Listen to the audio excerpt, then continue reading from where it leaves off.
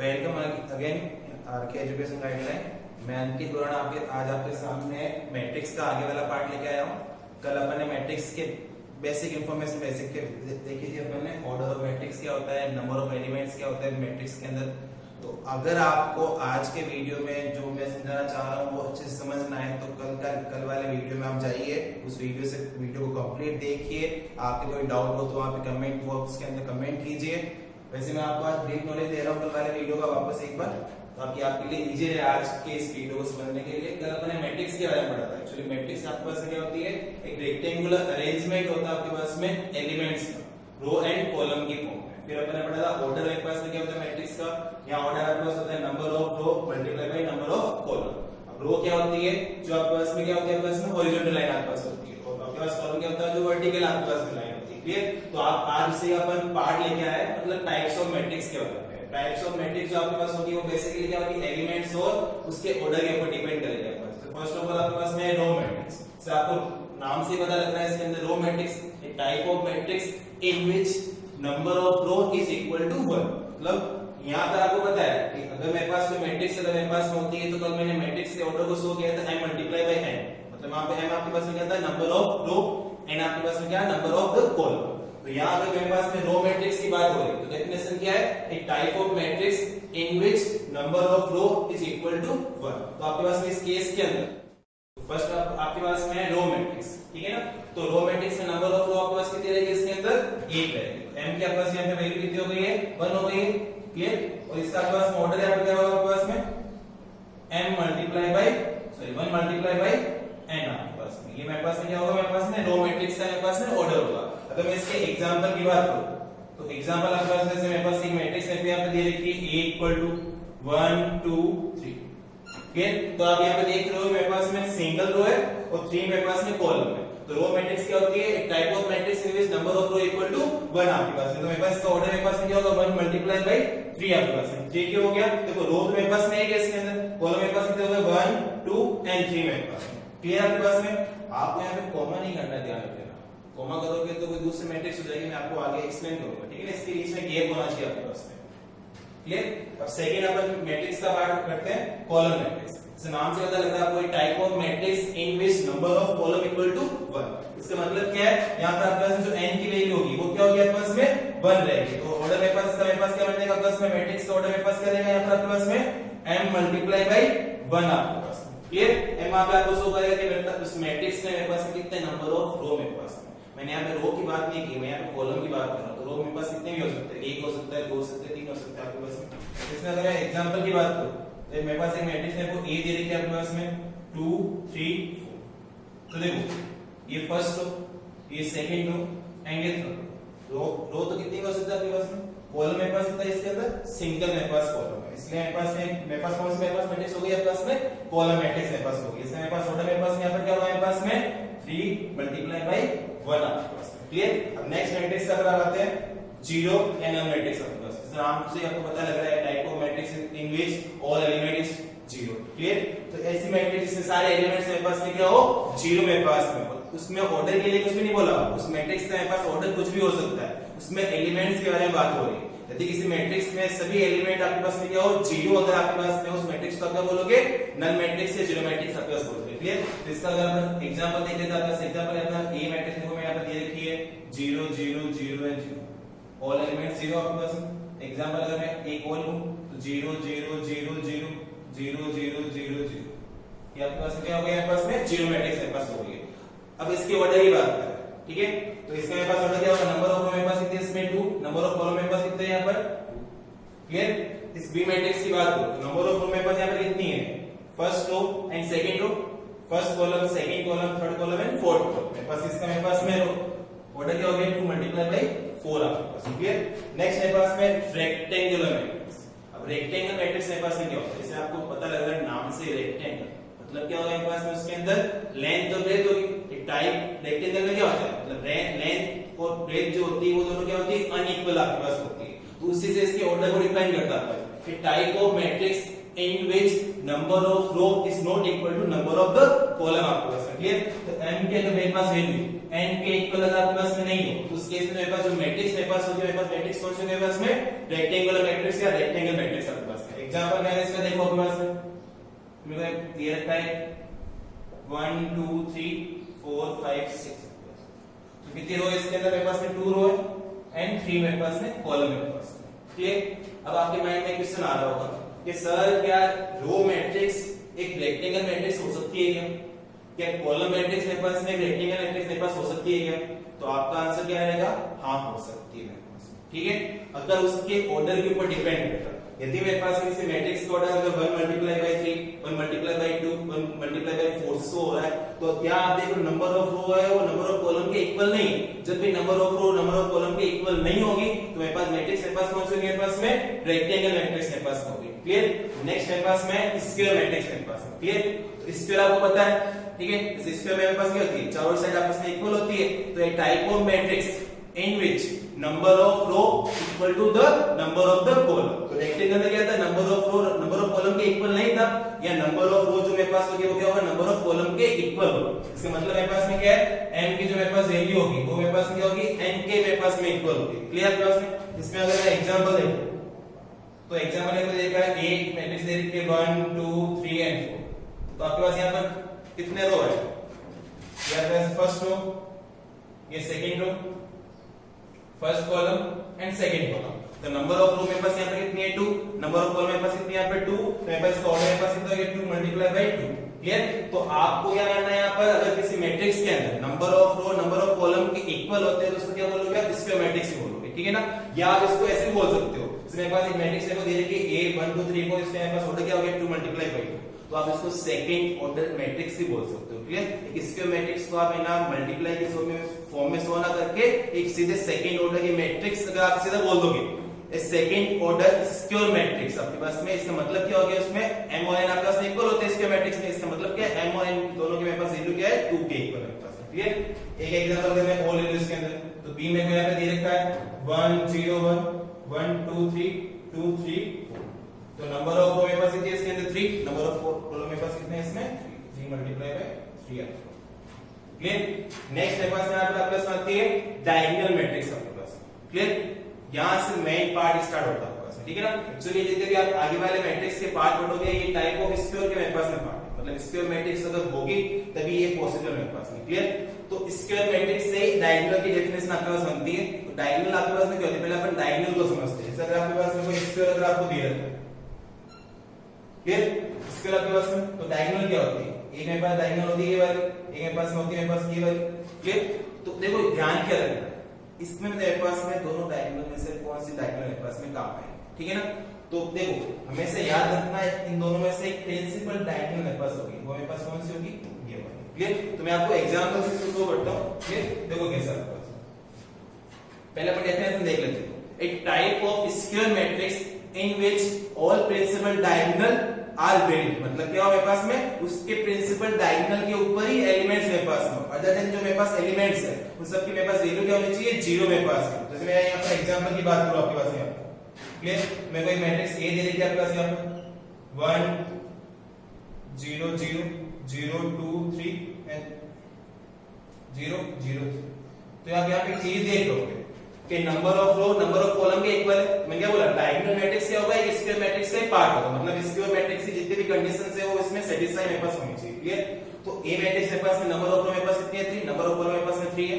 Then मैंने बात की इसके प्रिंसिपल डायगोनल के ऊपर, इसके प्रिंसिपल डायगोनल आपके पास कौन सा होता है। ठीक है ना, अब आपने कल एक चीज देखी होगी, जब आप मैट्रिक्स को शो करते हो तो आप कुछ इस तरह से करते हो a1 1 a1 2 a1 3, ठीक है ना, तो ये मेरे पास होता है a2 2, ये आता है मेरे पास में a3। तो जब कभी भी आपके पास में i और j की वैल्यू आपस में इक्वल हो किसी मैट्रिक्स के अंदर, वो मैट्रिक्स मेरे पास में क्या होती है, उसके डायगोनल मेरे पास में, वो मेरे पास उस मैट्रिक्स में मेरे पास में जो प्रिंसिपल डायगोनल मेरे पास होती है वो क्या होती है मेरे पास में, जिसमें i और j दोनों के आपस में इक्वल आपके पास में। क्लियर, तो आप इस वाले मैट्रिक्स में देख रहे हो, ये होता है a11, ये होता है a22, ये होता है a33, मतलब i की वैल्यू मेरे पास में j के इक्वल है। इसमें देखोगे तो ये होता है a12, मतलब a i की वैल्यू मेरे पास कितनी है 1 और j की मेरे पास वैल्यू कितनी है यहां पर 2 मेरे पास। तो इस मैट्रिक्स में डायगोनल मैट्रिक्स मेरे पास क्या होती है, एक type of square matrix in which diagonal matrix, मतलब डायगोनल प्रिंसिपल डायगोनल मेरे पास में जो है उसके ऊपर एक वैल्यू मेरे पास में क्या हो, एलिमेंट मेरे पास में हो। अदर केस में जो मेरे पास में एलिमेंट्स होते हैं उसमें मेरे पास वैल्यू क्या होती है, मेरे पास में 0 मेरे पास होती है। तो ये मेरे पास क्या हो गया, मेरे पास इसकी प्रिंसिपल डायगोनल मेरे पास हो गई, इसका मेरे पास ऑर्डर मेरे पास क्या हो गया 3 मल्टीप्लाई बाय 3 मेरे पास, ठीक है ना। नेक्स्ट मेरे पास होता है स्केलर मैट्रिक्स मेरे पास। अब स्केलर मैट्रिक्स मेरे पास क्या होता है, स्केलर मैट्रिक्स से आया डायगोनल, डायगोनल से मेरे पास क्या आएगा स्केलर मेरे पास, ठीक है ना। तो इसकी डेफिनेशन मेरे पास क्या बनेगी, a type of diagonal matrix in which diagonal element is equal. मतलब क्या होता है मेरे पास में, यदि किसी मैट्रिक्स के अंदर आपके पास में किसी प्रिंसिपल डायगोनल के ऊपर जो एलिमेंट्स मेरे पास में उनकी वैल्यू मेरे पास में क्या हो, इक्वल मेरे पास में, क्लियर। तो उस केस मेरे पास में क्या हो, स्केलर मैट्रिक्स मेरे पास में हो। तो एग्जांपल अगर मैं इसका देखो एक बार, तो एग्जांपल मेरे पास में क्या है, ये मेरे पास हो गया आपके पास यहां पर 2 0 0 0 2 0 एंड 0 0। तो ये मेरे पास में क्या है, इसका प्रिंसिपल डायगोनल मेरे पास में। तो प्रिंसिपल डायगोनल के ऊपर यदि आपके पास में जो एलिमेंट्स हो वो सारे क्या हो, इक्वल हो, तो उसको आप क्या बोलोगे, स्केलर मैट्रिक्स मेरे पास बोलोगे। माइंड में आपको क्या रखना है, स्केलर मैट्रिक्स और डायगोनल मैट्रिक्स रखनी है, तभी आपको इसकी डेफिनेशन पता लगेगी, क्लियर। अब नेक्स्ट मेरे पास आपके पास यहां पर क्या आता है, यूनिट मैट्रिक्स आपके पास में, क्लियर। तो ये क्या हो गया, स्केलर हो गया डायगोनल का, डायगोनल के बाद मेरे पास में स्केलर, स्केलर लिख करके आगे वाला पार्ट मेरे पास में क्या होगा, यूनिट। तो क्या है इसमें, क्या देगा, ये सारे एलिमेंट मेरे पास में क्या थे, अनइक्वल थे, इसमें एलिमेंट मेरे पास में क्या हो गए, इक्वल आ गए। अब अगर इस ए मैट्रिक्स में जो प्रिंसिपल डायगोनल के ऊपर जो एलिमेंट्स है उन सभी की वैल्यू 1 1 मेरे पास में है, यूनिट मतलब क्या होती है 1 मेरे पास, क्लियर। एग्जांपल मेरे पास यहां पर क्या बन गया, मेरे पास में ए मैट्रिक्स यहां पे दे रखी है 1 0 0 0 1 0 एंड 0 0 बना, क्लियर। तो प्रिंसिपल डायगोनल के ऊपर जो भी एलिमेंट्स है उन सभी की वैल्यू अगर मेरे पास 1 हो जाए तो उसको आप क्या बोलोगे, यूनिट मैट्रिक्स आपके पास बोलोगे। तो ध्यान हमेशा आपको क्या रखना है, जब भी आप मैट्रिक्स को लिखो तो उसके ऑर्डर को आपको 100 भरना है। मैं यहां पे नहीं कर रहा हूं तो आपको 3 into 3 आपको 100 भरना होता है, क्लियर आपके पास में। नेक्स्ट पार्ट आपके पास है 9 टाइप ऑफ मैट्रिक्स का 9 वाला पार्ट आपके पास में है ट्रायंगुलर मैट्रिक्स। तो ट्रायंगुलर मैट्रिक्स के आपके पास में दो पार्ट होते हैं, एक होता है अपर ट्रायंगुलर मैट्रिक्स, एक होता है लोअर ट्रायंगुलर मैट्रिक्स आपके पास में, ठीक है ना। तो अपर ट्रायंगुलर मैट्रिक्स की अगर मैं आपकी बात करूं, क्लियर, तो देखो ये ध्यान रखना, ये जो मैट्रिक्स आपके पास होती है ये सारा क्या है मेरे पास में, स्क्वायर मैट्रिक्स के ही पार्ट है। मतलब इसमें कंडीशन होती है कि अगर कोई ट्रायंगुलर मैट्रिक्स होगी तो वो ऑलवेज मेरे पास क्या होगी, स्क्वायर मैट्रिक्स भी मेरे पास होगी। तो स्क्वायर मैट्रिक्स के अंदर अगर आपके पास में किसी प्रिंसिपल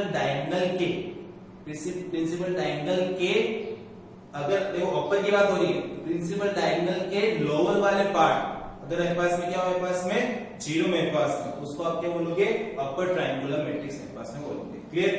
अगर मैं यहाँ पे लोअर ट्रायंगुलर मैट्रिक्स की बात करूं तो उसका वो अलग है, पहले इसका एग्जांपल देखते हैं। तो एग्जांपल मेरे पास में क्या है, ये मेरे को मैट्रिक्स यहाँ पे ये रहते हैं, यहाँ पे दे रखी है, क्लियर, 1 2 3 4 5 एंड 6। तो देखो ये मेरे पास में क्या है, प्रिंसिपल डायगोनल, प्रिंसिपल डायगोनल के नीचे वाले सारे एलिमेंट मेरे पास है। देखो ये तीनों एलिमेंट मेरे पास है, अगर मेरे पास में क्या हो 0 मेरे पास में, तो उस केस में मेरे पास जो मैट्रिक्स मेरे पास होगी, मेरे पास कौन सी होगी, अपर ट्रायंगुलर मैट्रिक्स। तो आप यहाँ पे देख रहे हो number of row number of column के इक्वल होगा, क्योंकि देखो ध्यान क्या रखना है, डायगोनल किसमें होती है, स्क्वायर के अंदर ही होती है। तो डायगोनल अगर स्क्वायर में है तो ये डायगोनल के ऊपर डिपेंड करता है सब कुछ, है ना। तो इसका ऑर्डर मेरे पास क्या हो गया, 3 मल्टीप्लाई बाय 3 मेरे पास हो गया, क्लियर। अब अपन बात करते हैं लोअर ट्रायंगुलर मैट्रिक्स के बारे में, क्लियर। तो देखो ध्यान, अपर ट्रायंगुलर में नीचे वाले सारे एलिमेंट 0 थे, तो इसमें क्या हो जाएगा, उल्टा हो जाएगा आपके पास में, ठीक है ना। तो इस डायगोनल के ऊपर वाले सारे एलिमेंट मेरे पास में क्या हो जाए, 0 हो जाए, तो उसको आप क्या बोलोगे, लोअर ट्रायंगुलर मैट्रिक्स आपके पास बोलोगे। तो एग्जांपल मेरे पास यहाँ पे क्या है, मेरे पास एक मैट्रिक्स है, वो यहाँ पर ए दे दी, आप बोलोगे सर मैट्रिक्स को हमेशा कैपिटल लेटर ऑफ अल्फाबेट से शो करते हैं, ठीक है ना। ए बी मैं इसे शो कर सकता हूं, तो मैं यहां पे ए से लेके चल रहा हूं, क्लियर। तो ये मेरे पास मैट्रिक्स है 1 2 3 4 5 6 0 0 एंड 0। तो ये मेरे पास में क्या है, इसका प्रिंसिपल डायगोनल मेरे पास में, इस प्रिंसिपल डायगोनल के ऊपर वाले ये सारे एलिमेंट मेरे पास में क्या हो, 0, तो वो क्या होगी मेरे पास में, लोअर ट्रायंगुलर मैट्रिक्स मेरे पास में होगी आपके पास में, ठीक है ना। अब आप बोलोगे सर ये ट्रायंगल वर्ड कहां से, देखो ध्यान, जो मेरे पास एलिमेंट्स मेरे पास में, इन सारे एलिमेंट्स को मैं आपस में ऐसे ज्वाइन कर दूं, मेरे पास क्या बनता है, एक ट्रायंगल मेरे पास बनता है, ये ट्रायंगल मेरे पास बनता है, ठीक है ना। तो जो जहां 0 को अलावा जितने भी मेरे पास में एलिमेंट्स हो उन सबको आपस में मैं अगर एक स्ट्रेट लाइन से ज्वाइन कर दूं तो मेरे पास में क्या बनता है, एक ट्रायंगल बनता है। उस ट्रायंगल से इसका नाम आपके पास में ट्रायंगुलर मैट्रिक्स मेरे पास है। नेक्स्ट मेरे पास में ट्रांसपोज मैट्रिक्स। एक्चुअली मेरे पास में किसी मैट्रिक्स की प्रॉपर्टी है, बट इसको टाइप्स ऑफ मैट्रिक्स के अंदर ही आप लोग पढ़ते हो। अब ट्रांसपोज मैट्रिक्स मेरे पास में क्या होती है, a type of matrix in which row and column element are interchanging to each other, ठीक है ना। मतलब क्या करते हो आप इसी मैट्रिक्स के अंदर अगर आपके पास में रो दे रखी है तो उसको अगर आप कॉलम में, जो कॉलम दे रखा है उसको अगर आप रो में चेंज कर दो या इंटरचेंज कर दो आपस के अंदर, तो जो मेरे पास मैट्रिक्स बनेगी उसको क्या बोलोगे आप, ट्रांसपोज मैट्रिक्स आपके पास बोलोगे। तो इसको सो किससे करते हैं, जैसे मेरे पास एक मैट्रिक्स है अगर A दे रखी है तो उसका ट्रांसपोज मैट्रिक्स मेरे पास में क्या होगा, A की पावर मेरे पास में T होगा, T फॉर ट्रांसपोज, ठीक है ना। जैसे मेरे को एग्जांपल देखो अगर मेरे पास तो मेरे को एक मैट्रिक्स A मेरे को यहां पे दे रखा है 1 2 3, ठीक है ना, क्लियर।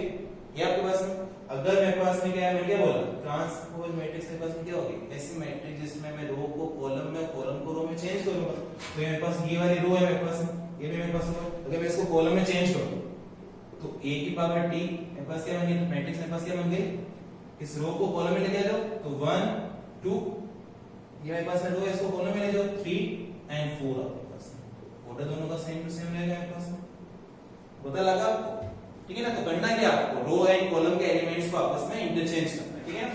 ये आपके पास बहुत काम आने वाला है। तो इसमें अपन की प्रॉपर्टी आपके पास में अलग से होती है, ठीक है ना। इस प्रॉपर्टी में देखो मैंने यहाँ पर A और B मैट्रिक्स का यूज किया है, तो A and B both are the square matrix, दोनों मेरे पास में क्या है, टाइप की स्क्वायर मैट्रिक्स है विद द सेम ऑर्डर आपके पास, ठीक है ना। टाइप A और B मेरे पास में क्या है, A and B both are the square matrix with the same order आपके पास, ठीक है ना। तो A plus minus B transpose, जैसे यहाँ पे प्लस माइनस अभी तक आप लोगों ने पढ़ा नहीं, मतलब आपने मैट्रिक्स के अंदर आपके पास में आपने समेशन कैसे करते हैं, मल्टीप्लाई कैसे करते हैं, आपने अभी तक सीखा नहीं है, ये आगे आप सीखोगे, पर प्रॉपर्टी को आपको ये में पढ़ना होगा, ठीक है ना। तो देखो A plus minus B transpose मेरे पास क्या होगा, A transpose plus minus B transpose आपके पास, ठीक है ना। यदि A को B से मल्टीप्लाई करने के बाद मेरे पास मैट्रिक्स कौन सा है कि AB मैट्रिक्स का जो मेरे पास में ट्रांसपोज होगा वो मेरे पास क्या होगा, B transpose multiply by A transpose. ये वेरी वेरी इंपॉर्टेंट है आपके पास, बोर्ड में क्वेश्चन आता है 2 नंबर का, इसके ऊपर आ सकता है, ठीक है ना। अब मेरे पास में K A ट्रांसपोज, A मेरे पास में क्या है, यहाँ पे कांस्टेंट ले लूं मेरे पास में 1 2 3 4 आपके पास कुछ भी हो सकता है आपके पास में, आपके पास अगर नंबर्स दे रखे हो तो वहां पे अल्फाबेट हो सकते हैं कांस्टेंट वैल्यू की फॉर्म में। तो K A की पावर T आपके पास में क्या हो गया, मेरे पास में K तो आ जाएगा आगे, A का मेरे पास ट्रांसपोज मेरे पास क्या हो गया, A ट्रांसपोज, ठीक है ना।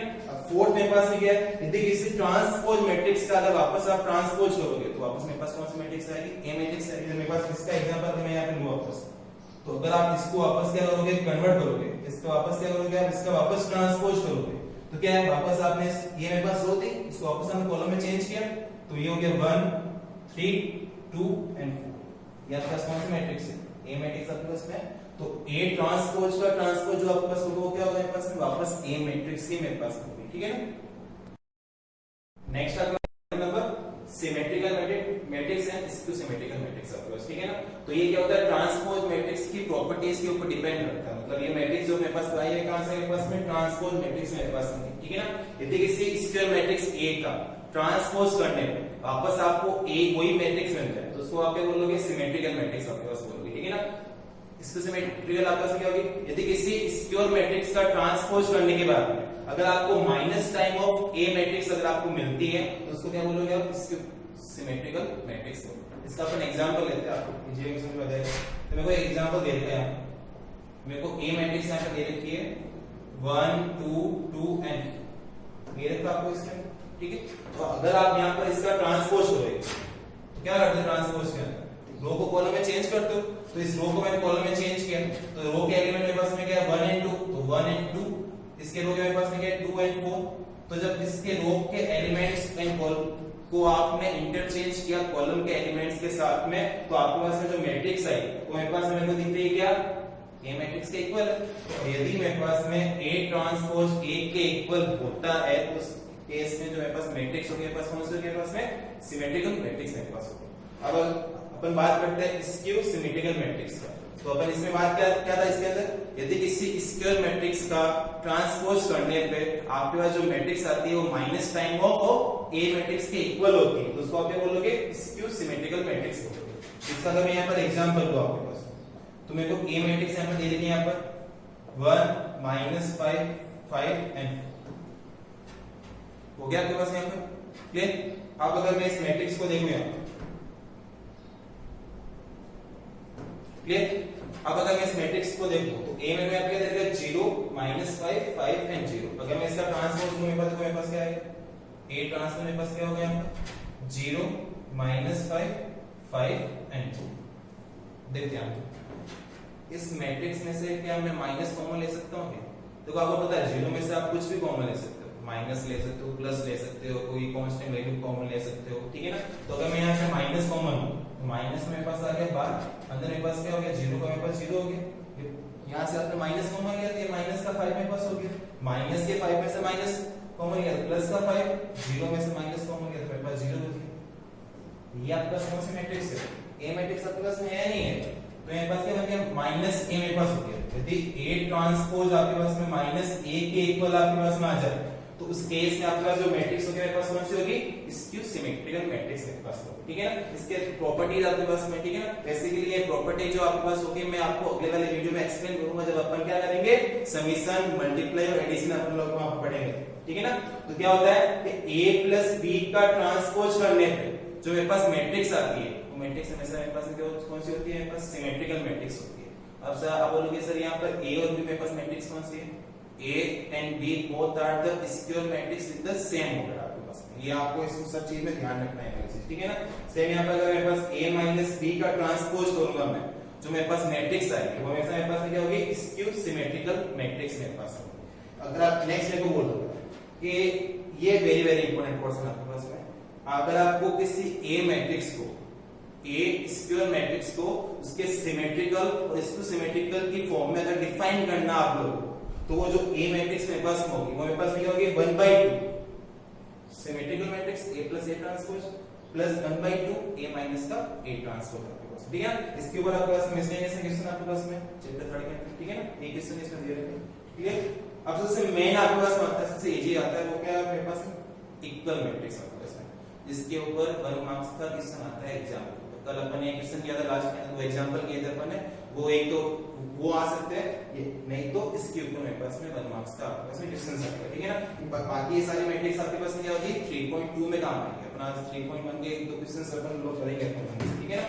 तो इक्वल मैट्रिक्स क्या होती है, ठीक है ना, एक type of matrix in which corresponding elements are equal। अब corresponding elements मेरे पास कौन से, मेरे पास दो मैट्रिक्स दे रखी A and B with the same order।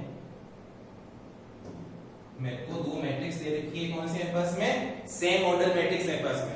यहाँ पर खत्म हो गया इसका मैट्रिक्स का पार्ट, ठीक है ना। यहाँ ऑर्डर कुछ भी हो सकता है, बस यहाँ पे क्या है कि जो दो मैट्रिक्स आपके पास में उनका ऑर्डर मेरे पास में क्या होना चाहिए, सेम मेरे पास होना चाहिए, ठीक है ना। तो वो दोनों मैट्रिक्स आपस में इक्वल मैट्रिक्स होगी, कब होगी, जब उनके कॉरस्पॉन्डिंग एलिमेंट्स भी क्या आपस के अंदर इक्वल आपके पास होंगे। जैसे फॉर एग्जांपल ए आपको एक मैट्रिक्स दे रखी है आपके पास में, यहाँ पे 1 0 2 3, और बी में वो यहाँ पे मैट्रिक्स दे रखी है आपके पास यहाँ पर क्या वापस 1 2 0 and 3। तो आप यहाँ पे क्या देख रहे हो, इसका a11 इसके a11 के इक्वल है, इसका a12 इसके a12 के इक्वल है, इसका a21 इसके a21 के इक्वल है, ठीक है ना। इसका a22 इसके a22 के इक्वल है, मतलब इसके कॉरस्पॉन्डिंग एलिमेंट मेरे पास में क्या है, आपस में इक्वल है। यदि किसी सेम ऑर्डर के मैट्रिक्स में अगर आपके पास में कॉरस्पॉन्डिंग एलिमेंट्स आपस में इक्वल हो तो मैट्रिक्स मेरे पास कौन सी रहेगी, मेरे पास में इक्वल मैट्रिक्स रहेगी। तो a मेरे पास में क्या है, b के इक्वल है, और मेरे पास कौन सी मेरे पास मैट्रिक्स है, स्क्वायर मैट्रिक्स मेरे पास में। एक मैं आपको एग्जांपल लेता हूं इसके अंदर, देखो तो एग्जांपल लेते हैं। फर्स्ट आपको ये मैट्रिक्स यहां पे दे रखी है a 2 3 b, उसके एलिमेंट्स आपको दे रखे हैं, b मैट्रिक्स आपको यहां पे दे रखी है। तो क्या बोला हुआ है कि if a and b both are the equal matrix then find the value of a and b, ठीक है ना, ठीक है ना। तो आपको क्या करना है, यहाँ पर a और b की क्या करनी है, वैल्यू फाइंड करनी है। देखो a and b both are the equal matrix, clear. तो मैं क्या बोला, if two matrix are equal matrix then their corresponding elements are equal, ठीक है ना। तो क्या होगा, देखो आप चीज देखोगे, ये 2 क्या है मेरे पास में, इस 2 के इक्वल है, ये 3 मेरे पास में क्या है, इस 3 के मेरे पास इक्वल है, क्लियर। तो क्या होगा, क्या a भी जो होगा वो क्या 3 के इक्वल होगा, नहीं होगा, क्लियर। क्या b की मेरे पास जो वैल्यू होगी वो क्या होगी, 4 के इक्वल होगी, नहीं होगी। तो आपके पास निकल के क्या है, वैल्यू ऑफ a मेरे पास यहाँ पे कितनी आ गई, 3, और वैल्यू ऑफ b मेरे पास यहाँ पे कितनी आ गई, 4 आपके पास आ गई, ठीक है ना।